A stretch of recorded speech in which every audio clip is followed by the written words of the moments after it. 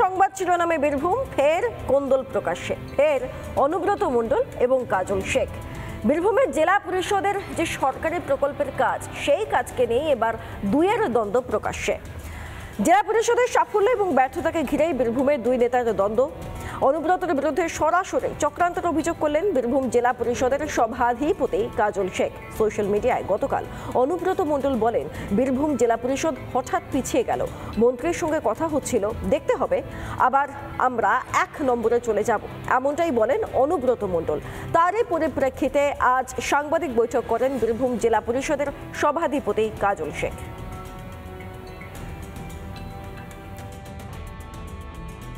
বীরভূম জেলায় 11টা সিট 11টাই জিতবে।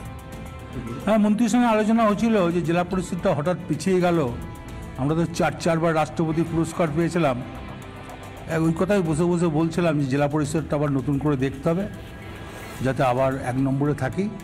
সেই চেষ্টা আমরা করে নেবো। নেক্সট আমরা 8 বছরে আমরা 1-এ চলে যাব।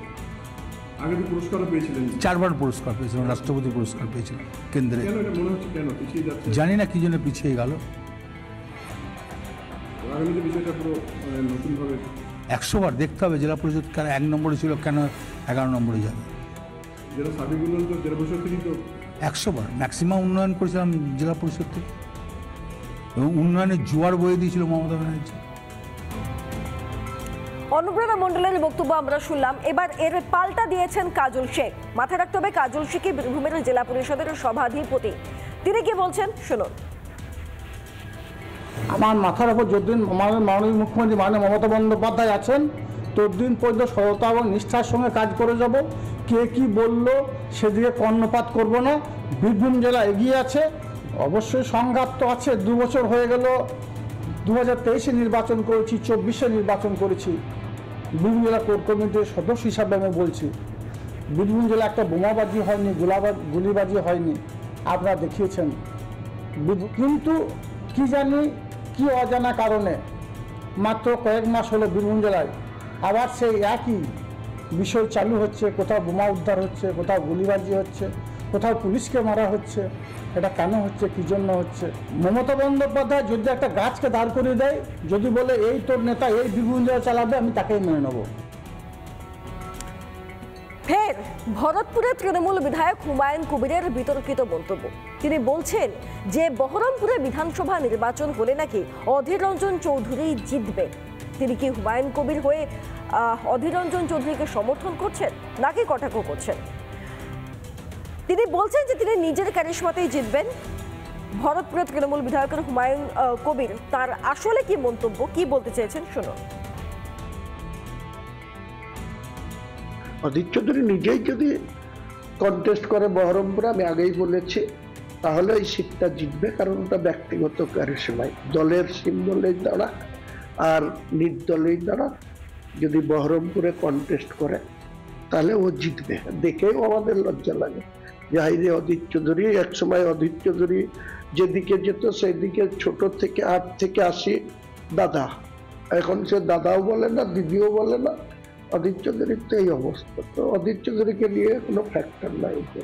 উনি আগে ওনার নিজের স্ট্যান্ড ঠিক করুন। উনি এক সময় বলছেন যে অধীর চৌধুরীকে আমি হারিয়েছি লোকসভা ভোটে। ইদানিংকালে শোনা যাচ্ছে যে বহরমপুরে নাকি অধীর চৌধুরী বিধানসভায় দাঁড়ালে একমাত্র কংগ্রেস এখান থেকে জিতবে, বাকি 21টা নাকি তৃণমূল জিতবে। এখন ঘটনা হচ্ছে যে উনি যদি মানুষের উপরে চলে যান, উনি যদি সর্বশক্তিমান নিজেকে ভাবেন, কারণ ভোট দিচ্ছে মানুষ হাসে মুখ দিয়ে চলে না। তারা জানে কোন দল কিভাবে পশ্চিমবঙ্গে এই চোরচারটা তৃণমূলের বিরুদ্ধে লড়াইটা করছে।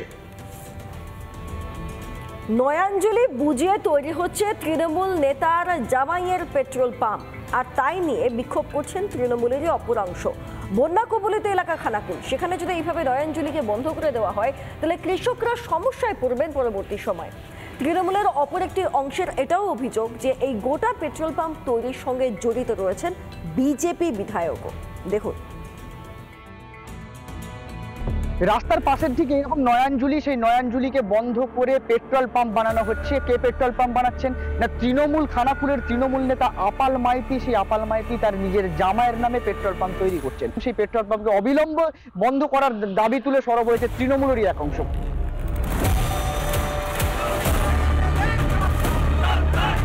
খানাকুল আরামবাগ প্রধান সড়কের পাশে নন্দনপুর এলাকায় নির্মীয়মান পেট্রোল পাম্পের বিরুদ্ধে আন্দোলনে নামে তৃণমূলেরই একাংশ।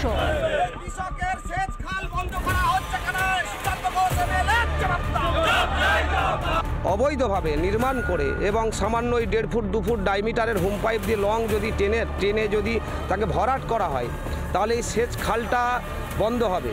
এই সেচ খালটা বন্ধ হয়ে গেলে কৃষকরা ক্ষতিগ্রস্ত হবে। এই অবৈধ কাজটা ইমিডিয়েট বন্ধ করানোর জন্য আমি বিডিও ম্যাডামকে জানিয়েছি। খানাকুলের যে বিজেপি বিধায়ক সুশান্ত ঘোষ, তিনি তৃণমূলের কাছ থেকে ওই তৃণমূল নেতার কাছ থেকে কাটমানি নিয়ে এই অবৈধ কাজে মদত দিচ্ছেন, এমনটাও কিন্তু চাঞ্চল্যকর অভিযোগ তুলছে তৃণমূল কংগ্রেসের অপর অংশ। যদিও খানাকুল বিধায়ক সুশান্ত ঘোষ সেই অভিযোগ সম্পূর্ণ উড়িয়ে দিচ্ছেন। তৃণমূল তো অভিযোগ করছে আপনি টাকা নিয়েছেন, টাকা নিয়ে এগুলো করাচ্ছেন। পেট্রোল পাম্পের ভারত সরকার পেট্রোল পাম্পের অনুমতি দেবে, সেটা আবার বিধায়ক টাকা নিতে পারে। রাজ্য সরকার কোনো প্রজেক্ট করবে তো তার জন্য বিধায়ক টাকা নেবে না। আসলে তৃণমূল কংগ্রেস আর কিছু ইস্যু পাচ্ছে, রাজনৈতিক ফায়দা লোটার চেষ্টা করছে। অভিযোগ খতিয়ে দেখতে এদিন ঘটনাস্থলে যান খানাকুল 2-এর বিডিও ও একাধিক ব্লক আধিকারিকরা। এখানে পেট্রোল পাম্পের বিষয়টা খতিয়ে দেখলাম। এখানে আপাতত যেহেতু এটা পিডব্লিউডির জায়গা আছে, ইরিগেশনেরও আমাদের বড় জলের ব্যাপার আছে, আমরা সবাইকে নিয়ে এবং কনসার্ন যত রকম ডিপার্টমেন্ট আছে সবাইকে নিয়ে আমরা একটা কোঅর্ডিনেশন মিটিং ডেকে তারপরে আমরা সিদ্ধান্ত নিতে পারবো। যদিও এ বিষয়ে অভিযুক্ত তৃণমূল নেতা ও তার জামাই মুখ খুলতে নারাজ, তবে ঘটনাকে ঘিরে ছড়িয়েছে তীব্র চাঞ্চল্য। সেই পেট্রোল পাম্পের কাজ নতুন করে চালু করা হয় নাকি এই যে অবৈধ হিসেবে যে দাবি তোলা হচ্ছে পেট্রোল পাম্প, সেই পেট্রোল পাম্পের কাজ সম্পূর্ণরূপে বন্ধ করে দেওয়া হয় তা নিয়ে কিন্তু নজর থাকছে। খানাকুল থেকে সৌরভ রায়, রিপাবলিক বাংলা। বসন্ত পঞ্চমীর পর আজ আঁচল পঞ্চমীর সপ্তমী। পুণ্যতিথিতে যোগী আদিত্যনাথ তিনি প্রয়াগরাজে পুণ্যার্থীদের ভিড় এবং রয়েছেন ভুটানের রাজাও। দেখুন সেই সমস্ত ছবি।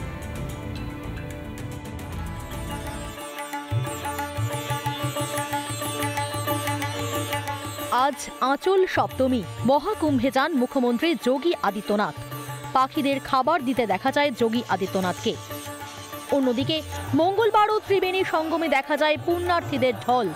রিপাবলিক বাংলার প্রতিনিধিও সকাল সকাল অটোতে করে পুণ্যার্থীদের সঙ্গে রওনা দেয় সঙ্গমের দিকে।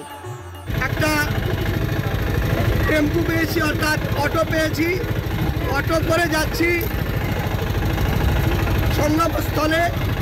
সেখান থেকে আমরা রিপাবলিক বাংলা তুলে ধরবো কিভাবে মানুষ পুণ্য স্নান করছেন। হাজার হাজার মানুষ সঙ্গমে ডুব দিচ্ছেন পুণ্য লাভের আশায়। কেউ প্রথমবার, আবার কেউ 2 দিন 3 দিন ধরে গঙ্গা স্নান করছেন। সঙ্গম তীরে রয়েছি, যেখানে পুণ্যার্থীরা তারা তাদের পুণ্য স্নান করছে।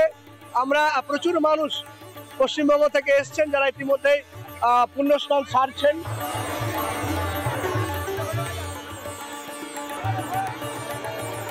সনাতন ধর্মের লোক আছি, আমাদের খুব ভালো লেগেছে। আমরা অনেক কষ্ট করে যেমন হলো তেমন করে আমরা শাড়ি স্নান করতে 3 তারিখে কাজ করতে যাচ্ছি। আমরা কলকাতা থেকে এসেছি, অ্যারেঞ্জমেন্টটা খুবই ভালো, খুবই সহজে আমরা সবকিছু পেয়েছি। উত্তরপ্রদেশ সরকারের আয়োজন, সুযোগ সুবিধায় সন্তুষ্ট সকলেই।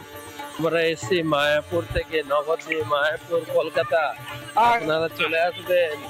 কি অনুভূতি আপনার, কি বলবেন? দারুণ অনুভূতি। আমি 1 মাস আছি এখানে। সুন্দর ব্যবস্থা, সবাই খুব আনন্দে সময় কাটাচ্ছে এবং পুণ্য অর্জন করার। কোনো রকম কষ্ট হয়েছে না, আশা করি। আমার তো মনে হয়। কোথায় থেকে এসেছেন আপনি? আমি আসছি সিঙ্গাপুর থেকে। নজরদারিতে কোনো খামতি নেই, জায়গায় জায়গায় মোতায়েন পুলিশ। সঙ্গমে কোনো রকম ভিড় জমতে দিচ্ছে না প্রশাসন। যাদের স্নান হয়ে গেছে তাদের সঙ্গমস্থল খালি করার জন্য আবেদন জানাতে দেখা যায় পুলিশ কর্মীদের। আমি আনন্দমোহন ঝা, রিপাবলিক বাংলা, কুম্ভরাজ প্রয়াগ। নানা ধরনের কন্টেন্ট দেখার জন্য লাইক করুন, শেয়ার করুন আমাদের ফেসবুক পেজ, সাবস্ক্রাইব করুন আমাদের ইউটিউব চ্যানেল। পাশাপাশি অন্যান্য ব্রেকিং নিউজের জন্য অবশ্যই চোখ রাখুন রিপাবলিক বাংলায়।